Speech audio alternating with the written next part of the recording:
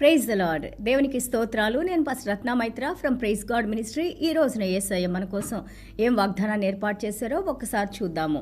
మలాకి గ్రంథము 2వ అధ్యాయము 7వ వచనము. యాజకులు సైన్యములకు అధిపతి యెహోవా దూతలు కనుక జనులు వారి నోట ధర్మశాస్త్ర విధులను నేర్చుకొందురు, వారు జ్ఞానమును బట్టి బోధింపవలెను. మలాకి chapter 2:7. For the lips of a priest should keep knowledge, and people should seek the law from his mouth, for he is the messenger of the Lord of hosts. దేవునికి స్తోత్రాలు. యాజకులు దేవుడు అనుగ్రహించిన ఆ యొక్క బైబిల్ యొక్క జ్ఞానాన్ని, దేవుని గురించిన జ్ఞానాన్ని, పరలోక రాజ్యపు జ్ఞానాన్ని, దేవుడు అనుగ్రహించే సత్య స్వార్థను ప్రకటించాలి. అది వారి పెదవుల మీద ఉండాలి. వారు చెప్పే బోధనలు దేవుడు చెప్పిన బోధలుగా, దేవుడు చెప్పిన మాటలు మాత్రమే వారి పలకాలని ఇక్కడ మలాకి గ్రంథంలో చెబుతా ఉన్నారు. This is God himself who has spoken to Malachi. ఆ మలాకి ప్రవక్తతో ఎంత బర్డన్తో, ఎంతో భారంతో దేవుడు ఈ మాటలు దేవుడు మనకి తెలియజేస్తూ ఉన్నారు. ఈరోజు మనము దేవుని బిడ్డలుగా వీటిలో ఒకవేళ సేవకులుగా ఉన్నవారమి, లీడర్స్గా ఉన్నవారమి, లేదా సంఘానికి వచ్చే బిడ్డలుగా, లేదా ఆయన చేత ఎన్నుకున్న బిడ్డలుగా వీటిలో ఒకవేళ మనము ఎందులో పడిపోయామో, ఏవి మనం చేయట్లేదో మనం ఒకసారి తెలుసుకొని దేవునిలో ముందుకెళ్తే మనకెంతో మంచిది. దేవుని వాక్యం ఎప్పుడు కూడా జ్ఞానాన్ని ఇచ్చి నడిపిస్తూ ఉంటుంది. So messengers of the word, messengers of the word అంటే మత్తయి సువార్త 28వ అధ్యాయం 18 నుంచి 20 వచనాలు మనం చూస్తుంటే he has given us the great commission. మహా ఆజ్ఞను దేవుడు ఇచ్చారు.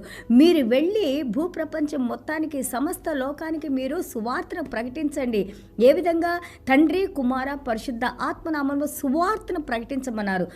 సువార్తలో మనకి పవర్ ఉందని, శక్తి ఉందని, సువార్తలో మనకి జ్ఞానం ఉందని, ఆ సువార్తే క్రీస్తు అని, క్రీస్తులోనే మనకి కావలసిన జ్ఞానం అంతా కూడా క్రీస్తులో ఇమర్చబడి ఉందని మనం నేర్చుకుంటూ ఉన్నాము.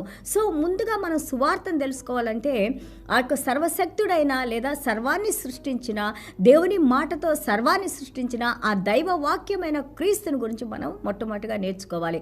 ఆయన గురించి నేర్చుకోవటం అంటే పరలోక రాజ్య జ్ఞానాన్ని మనం పొందటం అని. ఆ పొందిన జ్ఞానాన్ని దేవుని యొక్క ఆత్మతో అభిషేకింపబడింది.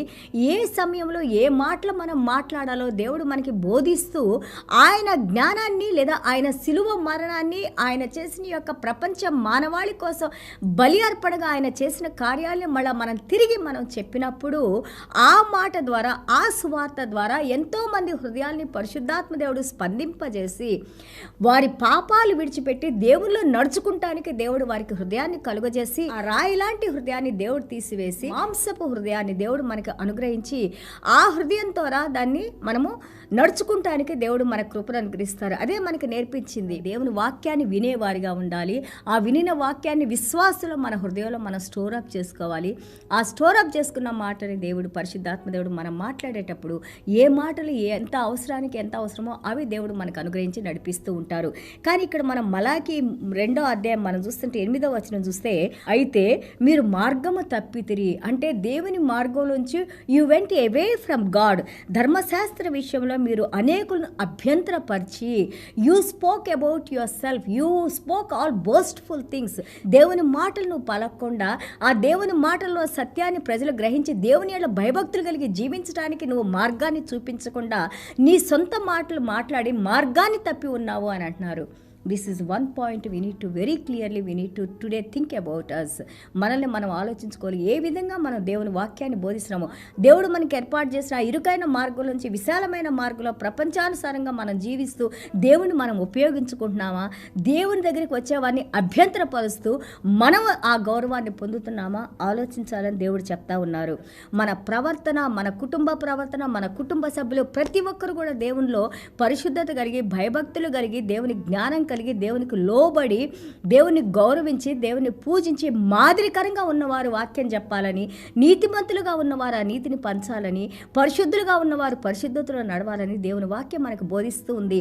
మనము ఈ రోజున ఆ యొక్క క్రీస్తు అనే బండ మీద, ఆ పునాది మీద మనం గృహం కట్టుకోకుండా మన సొంత మాటలతో మనం కట్టుకుంటా ఉంటే అది ఎలాంటి గాలివాన వచ్చినా కానీ, తుఫాన్ వచ్చినా కానీ, ఏ చిన్న వర్షం వచ్చినా కానీ అది కూలిపోయేలాంటి ఇళ్ళని, దేవాలయాన్ని మనం కట్టుకుంటా ఉన్నాము. క్రీస్తు ఎన్నుకున్నారు. క్రీస్తు అనే బండ మీద కట్టుకున్నది అది క్రీస్తు కట్టిన సంఘము. క్రీస్తు ఆ ప్రదేశంలో ఉంటారు, క్రీస్తు కాపాడుకుంటారు. సంఘం అనేది అది క్రీస్తుది, ఆయన యజమాని, మనం కేవలం ఆయనకి దాసులము. ఆయన మనల్ని ఎన్నుకున్నారు. ఆయన చెప్పిన ప్రకారం మనం చేసినట్లయితే ఆ సంఘాలు ఎంతో ఉపయోగపడి మాదిరికరంగా ఉండి ఇప్పుడే కాదు నిరంతరము దేవుని చేత కొనియాడబడే సంఘాలుగా ఉంటాయి. దేవునికి స్తోత్రాలు. లేవీయులతో చేయబడిన నిబంధనను నిరర్ధకము చేసి ఉన్నారు. He saying that they did not honour the covenant which I made with them. నేను మాట్లాడిన మాటలకు వాళ్ళు గౌరవం ఇవ్వకుండా నడవకుండా దేవుణ్ణి నిర్లక్ష్యం చేశారంట. దేవుడు మనకు జ్ఞాపకం చేస్తూ ఉన్నారు. కాబట్టి దేవుణ్ణి పోలి నడుచుకుంటానికి దేవుడు మనల్ని ఎన్నుకున్నారు. ఆయన మాటలు ఎందుకు గౌరవించి మాటలకు లోబడి ఆ మాటల ప్రకారం మనం జీవించడానికి దేవుడు మనల్ని ఎన్నుకున్నారు. ఆ రోజున లేవీయుల గురించి లేకపోతే పాత నిబంధన గ్రంథంలో జరిగిన వాటి గురించి చెప్పుకుంటానికి మనకు చాలా సంతోషం, ఎందుకంటే అవి మనం చేయలేదు. కానీ ఈ రోజున పరిశుద్ధాత్మ దేవుడు మనకు జ్ఞాపకం చేస్తున్నారు. అదే నిబంధనని యేసయ్య మనతో చేసుకున్నారు. మనం ఏ విధంగా నడుస్తున్నాము, మనం ఏ విధంగా దేవుని గౌరవించాము, ఇవన్నీ కూడా మనల్ని పరీక్షించుకోవాల్సిన సమయం వచ్చింది. ఈ పరీక్షలో మనం పాస్ అయినట్లయితే, ఈ పరీక్ష ద్వారా మనం చేసిన తప్పులు మనం తెలుసుకొని దేవుని పాదాల దగ్గర మనం వేడుకున్నట్లయితే మనకి పరలోక రాజ్యంలో లేదా ఆ యొక్క తీర్పులోకి వచ్చే ఆ యొక్క సమయాన్ని దేవుడు తీసివేసి మనం కేవలం దేవుని దగ్గర నుంచి వచ్చే బహుమతులు పొందేవారుగా దేవుడు మనం దీవిస్తారు. This is the time for us to repent, to come back, to confess, to ask God forgiveness and then walk in that salvation.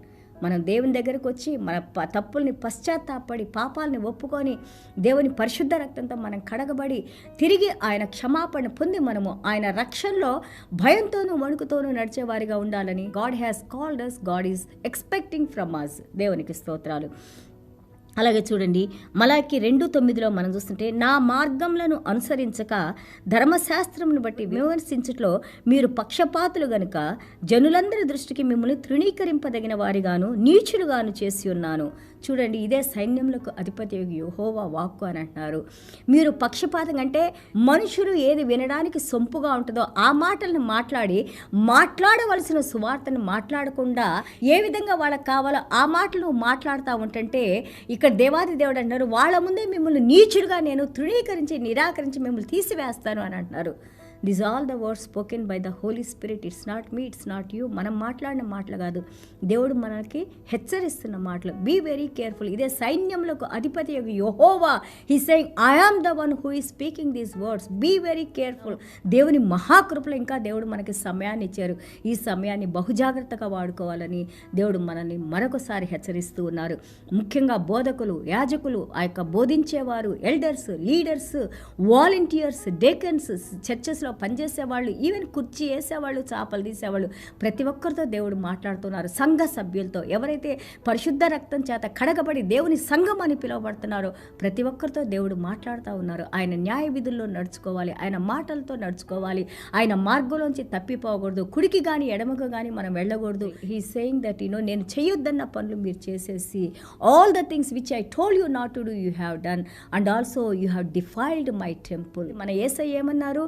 The temple is the house of God. ప్రార్థన చేసే స్థలము, దేవునికి ప్రియమైన స్థలము, దేవుడు ఎన్నుకున్న స్థలము, పవిత్రమైన స్థలము, దేవుని మహిమతో ఆయన కూర్చుండే స్థలము, అతి పరిశుద్ధ స్థలాన్ని మీరు డిఫైల్ చేశారు, పాడు చేశారు. మనమే కారణం దానికి. దేవుడు చేయవద్దన్నాయన్ని మనం చేసేసి దేవుని దుఃఖపరిచి దేవుని దగ్గర నుంచి దూరం అయిపోయాం.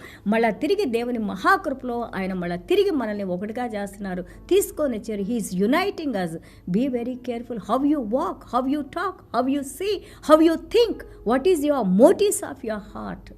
మీ హృదయ యొక్క ఆలోచనలు ఏంటి, ఏ విధంగా మీరు చూస్తున్నారు. We have to be pure, we have to be honest, we have to have integrity of heart. ఏమన్నారు? I don't have anything what this enemy has. ఈ ప్రపంచంలో ఉన్న ఎలాంటి పాపము నాలో లేదు, అందుకే ఆయన బలి అర్పణగా మన కోసం చనిపోయారు.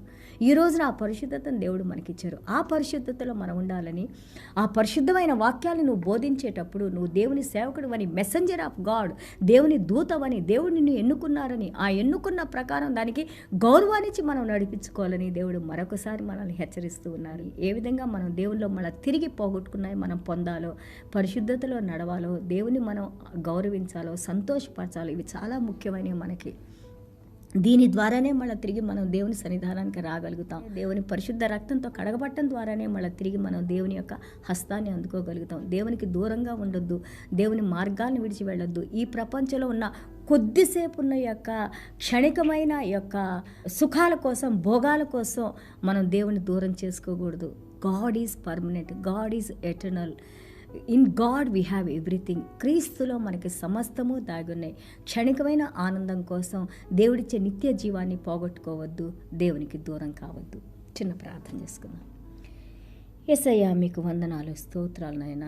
Thank you Jesus. మరొకసారి మమ్మల్ని హెచ్చరిస్తున్నాయన, బోధిస్తున్నాయన, మాకు నేర్పిస్తున్నాయన, మేము చేసిన తప్పులు మాకు తెలియజేస్తున్నాయన. మీ వెలుగులో మళ్ళీ తిరిగి మేమేంటో తెలుసుకున్నాయన, తిరిగి మీ పాదాల దగ్గరికి రావడానికి నాయన మీరు మరొకసారి మాకు ఈ ఛాన్స్నిచ్చినాయన, అవకాశాన్ని ఇచ్చినాయన ప్రభా. మా హృదయాలతో మాట్లాడుతున్నాయన, మమ్మల్ని సరిచేస్తున్నాయన, మీ సరైన మార్గంలోకి మమ్మల్ని నడిపిస్తున్నందుకు పరిశుద్ధాత్మదేవా మీకు వందనాలు, స్తోత్రాలు నాయన. వాక్యం వింటున్న ప్రతి ఒక్క బిడ్డ హృదయంతో మీరు మాట్లాడండి నాయన. ఈ మాటలు జీవం కలిగిన మాటలు నాయన. ఈ మాటలే మమ్మల్ని బ్రతికింపజేసే నాయన. ఇవి జీవజలాలు నాయన. జీవజలాల్ని మా హృదయాల్లో పొంగి పొర్లిపోయేటట్టు నాయన, ఆనందంలో మేము ఎల్లకాలం సదాకాలం మీతో పాటు నిత్యంలో జీవించడానికి నాయన కృప చూపించండి నాయన. అలాగే తండ్రి ప్రభా, ఈ పరలోక రాజ్యపు అసాధారణమైన జ్ఞానాన్ని నాయన, వాక్యం చదివినప్పుడు, వాక్యం బోధించేటప్పుడు, వాక్యాన్ని ధ్యానించేటప్పుడు, ప్రార్థించేటప్పుడు ఎల్ల వేళల నాయన ఆ యొక్క కమ్యూనియన్లో మీలో సహవాసంలో తండ్రి, ఆ కనెక్షన్లో నాయన, పరిశుద్ధాత్మ దేవునిలో సహవాసంలో తండ్రి ఎంతగానో దినదినము నాయన మా ఆత్మకు, మా జీవానికి, మా శరీరానికి తండ్రి మీరు శక్తినిచ్చిన ఆయన ప్రభా, బలాన్నిచ్చిన ఆయన ప్రభా. మీ మహిమ కోసం మేము జీవించిన ఆయన, మిమ్మల్ని మహిమపరిచి గౌరవించే బిడ్డలుగా మమ్మల్ని, మా కుటుంబాన్ని దీవించిన ఆయన, మీ యొక్క నూతన అభిషేకంతో మమ్మల్ని అభిషేకించిన ఆయన, ప్రతి బలహీనత నుండి విడుదల కలుగు చేసిన ఆయన, మమ్మల్ని, మా కుటుంబాన్ని నాయన మంచి ఆరోగ్యాలతో, దీర్ఘాయుష్తో, అలాగే వాక్యం వింటున్న ప్రతి బిడ్డనైనా ఆలోచింపజేసిన ఆయన ప్రభా, సరైన మార్గంలో నడుచుకుంటానికి కృప చూపించిన ఆయన, సహాయం చేసిన ఆయన, క్షమించిన ఆయన, మీ నామానికి మహిమ, ఘనత, ప్రభావాలు తెచ్చుకోమని యేసయ్య దివ్యమైన నామములో తండ్రి ఆశీర్వదించి ప్రార్థన చేస్తున్నాం తండ్రి. Amen. God bless you all.